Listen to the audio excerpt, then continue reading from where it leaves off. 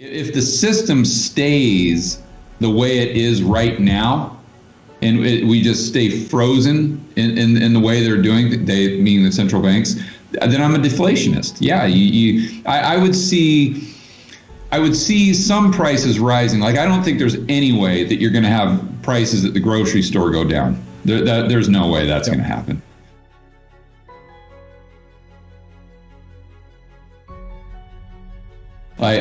So I don't know that I'd be a deflationist, but more so maybe a disinflationist, like just kind of gradually grind down lower while some prices, like consumer prices, are actually going up. But I believe, like, I don't want to put words in Lynn's mouth or Luke's mouth, but I think that they'll change the system, because they've got 900 PhDs at the Fed, and obviously I'm not a big fan of their level of competency, but I would think that at a certain point they'd say, okay, let's take 2 or 3 of these PhDs and have them analyze Japan and have them analyze Europe, and I want to report back to me by the end of next week, you telling me, with all these resources we have at our disposal, why couldn't Japan create inflation? You tell me.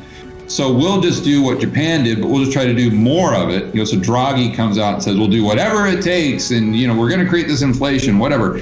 And then that doesn't work out. So then the Fed comes in, and they have these 2 models to look at, these 2 examples. So I mean, again, I don't have a lot of confidence in their level of competency, but I can't imagine that they can't figure out a way to create inflation when they look at Japan and now look at Europe, but confined to the system that they have to live within right now.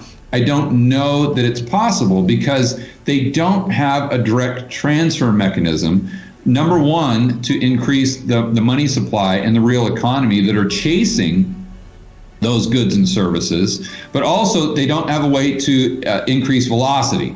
And so you've got to have these animal spirits, if you will, in the real economy. And how do you create that? Like, how do you create that from a tops-down approach? Very, very difficult to do, if not impossible. I think the Japanese would probably say, hey, it's impossible in our population because we gave out UBI, we gave out stimulus, we took our debt to GDP to 225%, and we still couldn't get these crazy people to spend. They just took the stimulus checks and paid down debt and put it into their savings account or whatever. So at the end of the day, you're still reliant on those people. And if you don't have that psychological shift, then you don't get the velocity necessary. So I think it goes back to the Fed creating a Fed coin, and us, the Americans, all having accounts at the Fed so they can just create bank reserves, which right now is really the only thing they can do. When we talk about the tools that the Fed has at their disposal, it's really one thing only, other than the psychology stuff. It's just to create bank reserves and to give these banks in the commercial banking system additional balance sheet capacity.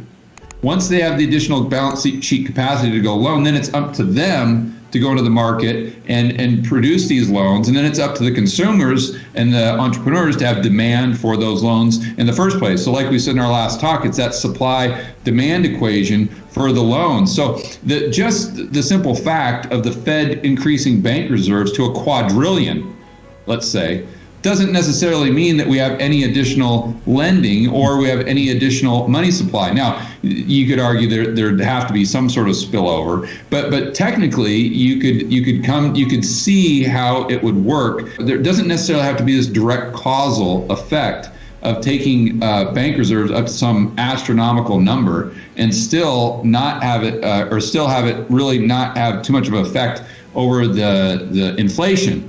They just have a different belief system, or they've looked at the game theory behind what will most likely happen in the future, and that's where they're coming to a different conclusion. If they look at the way the system is structured, I think they all see it pretty much the same way, with a few exceptions. I think if you look at the Federal Reserve Act, there's some wiggle room there on how the Federal Reserve Act might be interpreted by individual parties. But that's really what you're dealing with. So as far as where I fall, it's kind of a long-winded answer here.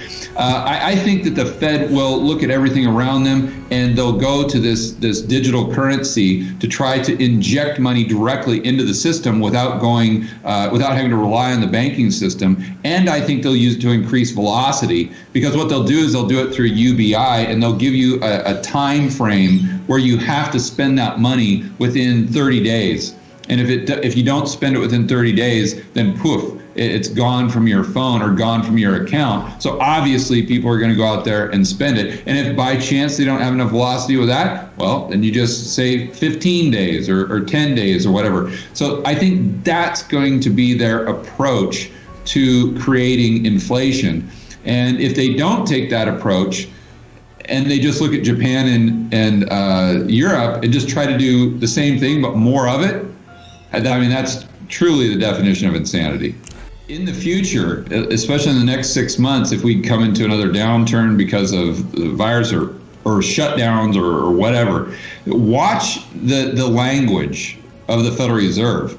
I can almost guarantee you that it's going to get more and more extreme until or if we come to a point where they actually create these accounts where they can monitor, or they can turn bank reserves into legal tender, which is what Dr. Lacey Hunt talks about. But until that time, the language is going to become more and more over the top. It's going to go from, okay, we're going to let inflation run hot, to you better watch out, we're going to double-digit inflation. We're going to, by 2030, we're going to target double-digit inflation. It's just going to get more and more extreme because they know that's the only thing they can do. And at some point, you got to say, do the people realize that they're just crying wolf, right? At some point, does the market wise up to this and be like, well, wait a minute here, the Fed's been talking about this for 12 years, and now they're talking about inflation running hot, and according to their CPI, we still haven't got up to 2%, and now they're talking about inflation at double digits, but we're not even at 2% yet, and nothing they have done has ever worked.